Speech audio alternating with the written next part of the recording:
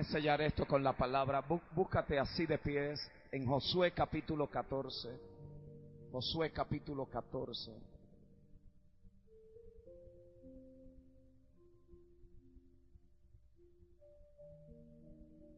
Josué, si me pueden dar un poco más de monitor, por favor. Josué capítulo 14. Y quiero hablarle, hermanos, en estos próximos minutos, bajo el tema, Dios cumplirá lo que ha prometido. Mira al que está a tu lado y dile, Dios lo va a hacer. Dios lo va a hacer, Dios lo va a hacer. Josué capítulo 14, versículo número 6.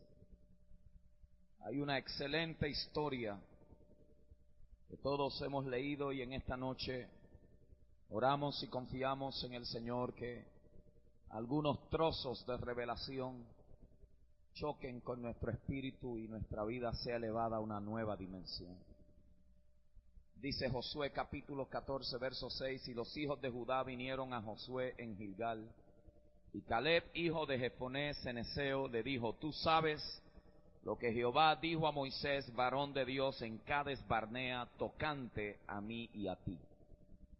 Yo era de edad de 40 años cuando Moisés, siervo de Jehová, me envió de Cades Barnea a reconocer la tierra, y yo le traje noticia como lo sentía en mi corazón. Mis hermanos, los que habían subido conmigo, hicieron desfallecer el corazón del pueblo, pero yo, diga conmigo, yo cumplí siguiendo a Jehová mi Dios. Entonces Moisés juró diciendo, ciertamente la tierra que oyó tu pie será para ti y para tus hijos en herencia perpetua. Yo hubiera dicho amén ahí. En herencia perpetua, por cuanto cumpliste siguiendo a Jehová mi Dios. Ahora bien, Jehová me ha hecho vivir, como él dijo, estos 45 años del tiempo que Jehová habló estas palabras a Moisés cuando Israel andaba por el desierto, y ahora, he aquí, hoy soy de edad de 85 años. Todavía, diga conmigo, todavía estoy tan fuerte como en el día que Moisés me envió. ¿Cuál era mi fuerza entonces? Tal es ahora mi fuerza para la guerra, y para salir y para entrar. Dame pues ahora este monte, del cual habló Jehová aquel día, porque tú oíste en aquel día que los anaseos están allí y que hay grandes ciudades fortificadas. Quizá Jehová estará conmigo y los echaré como Jehová ha dicho. Josué entonces le bendijo y dijo a Caleb, hijo de Jefoné, a Hebrón dio a Caleb, hijo de Jefoné, a Hebrón por heredad. Por tanto, Hebrón vino a ser heredad de Caleb, hijo de Jefoné ceneseo, hasta hoy, por cuanto había seguido cumplidamente a Jehová, Dios de Israel. Mas el nombre de Hebrón fue antes Kiriat Arba, porque Arba fue un hombre grande entre los anaseos, y la tierra descansó de la guerra. Dios cumplirá lo que ha prometido. Caleb, mis amados hermanos, es uno de esos hombres poco común en la Escritura. La Biblia lo registra como uno de los 12 espías que fueron enviados junto a Josué a espiar la tierra, y dice el relato bíblico que solo él y Josué creyeron que era posible conquistar una tierra que parecía imposible. La Biblia dice que aquella tierra estaba llena de gigantes, habían imposibilidades por donde quiera. Dice el texto que cuando ellos regresaron, 10 de los que habían ido regresaron con un reporte negativo. Dice que se veían como langostas ante aquellos gigantes, y ellos no creyeron que era posible conquistar lo que Dios había prometido. Por favor, consideren que a este punto de la historia de Caleb, él era uno entre 6. Cuando salieron de Egipto, Caleb era uno entre 300,000. Y ya a esta altura, donde el pueblo se había multiplicado a casi 3 millones de personas, Josué era uno entre 1.5 millones de personas. Parece ser que la gente de fe son escasos. Parece ser que es una raza poco común. Parece ser que hay mucha gente que habla de fe, pero poca gente se atreve a hacer lo que la fe exige. Caleb era uno de estos hombres. Y hoy yo he venido con una misión particular, porque yo le he venido a hablar a los Caleb que están en esta casa. Caleb es ese hombre o esa mujer que cargan una visión de lo imposible, que cargan algo que es mucho más grande que los recursos que ellos tienen, que la capacidad que ellos tienen, que los contactos que ellos tienen, que el dinero que ellos tienen. Caleb es esa persona que tiene una promesa que todavía no se ha cumplido en su vida. Caleb es esa gente que lleva esperando mucho tiempo para que se manifieste lo que Dios en un momento particular de su historia le dijo. Caleb provoca una pregunta. Y la pregunta que provoca la historia es: ¿cómo es posible que alguien pueda esperar 45 años por lo que se le ha prometido? ¿Cómo es posible? Si a veces nosotros salimos de un servicio motivados, creyéndole a Dios, y a los 3 días como que se nos acaba la gasolina. ¿Y dónde estaba Dios? Si Dios me habló, ¿por qué hemos estado esperando tanto? Yo no sé si yo le estoy hablando a gente aquí que se ha hecho esa pregunta en algún momento. Esto se complica más cuando usted logra entender la gente con quien Caleb caminaba. No era gente fácil, era gente que dudaba, gente incrédula, chismosa, se quejaban, inconsistentes, y era gente rebelde. Imagínese la dificultad emocional que tiene que haber pasado por la mente de Caleb cuando él sabía que aquel viaje no iba a ser de 40 años inicialmente, sino eran de 3 días, ir, salir al desierto, adorar y regresar otra vez, pero por la desobediencia, la dureza del corazón de aquel pueblo, le tomó 40 años lo que pudieron haber adquirido en 3 días.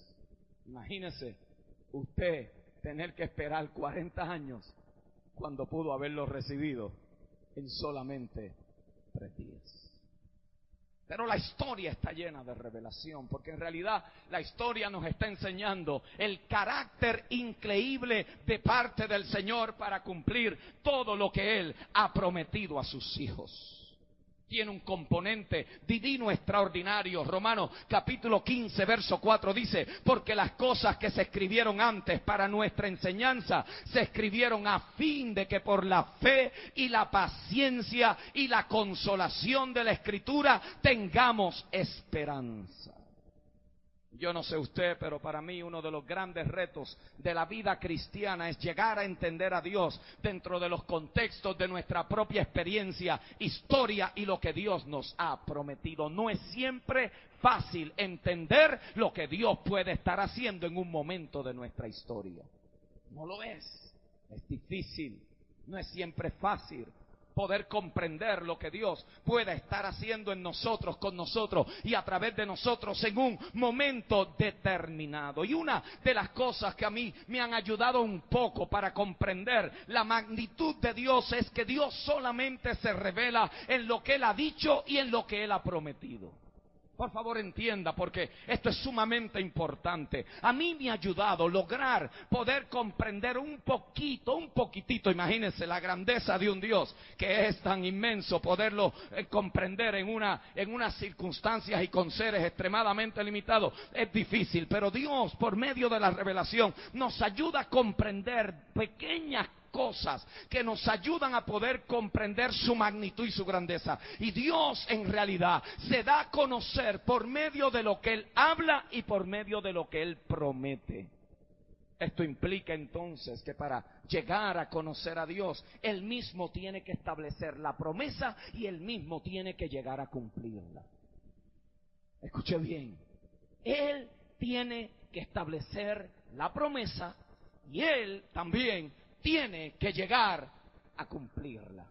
Y yo no sé usted, pero en ocasiones a mí me gustaría poder llamar a Dios por teléfono y decirle: necesito verte, tengo un montón de preguntas, hace rato que estoy esperando por esto que tú me dijiste que creyera, y por alguna razón u otra todavía no lo veo cumplirse. Alguno se encuentra en esa área, alguno le ha pasado por ahí. Uno quisiera poder hacer como hace con los amigos: vamos a un café porque tengo algunas preguntas que hacerte y necesito que me asesores. Y usted ora, usted ayuna, usted vigila, usted va, usted diezma, usted siembra, y como que nada pasa, como que el cielo está cerrado. No es siempre fácil comprender a Dios en lo que Él puede estar haciendo en un momento.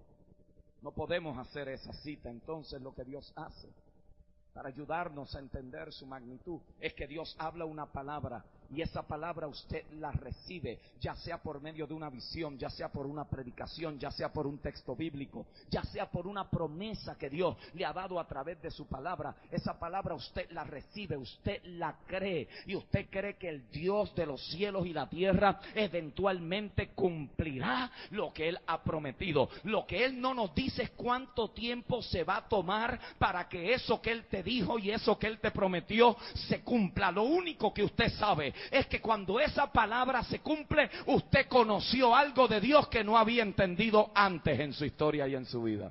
Al momento de cumplirse, de hecho, usted nunca conocerá a Dios como un proveedor, a menos que no haya pasado por una crisis financiera primero. Usted nunca lo conocerá como sanador si primero no ha sido azotado o afectado por una enfermedad. Nunca lo conocerá como el Dios que pelea tus batallas hasta que alguien te acuse falsamente y Dios sea el que salga por ti. Porque entonces, en ese momento, tú habrás oído hablar acerca de la fidelidad de Dios, pero es cuando Dios cumple lo que Él te promete que tú dices: ahora es que yo conozco a Dios en la realidad.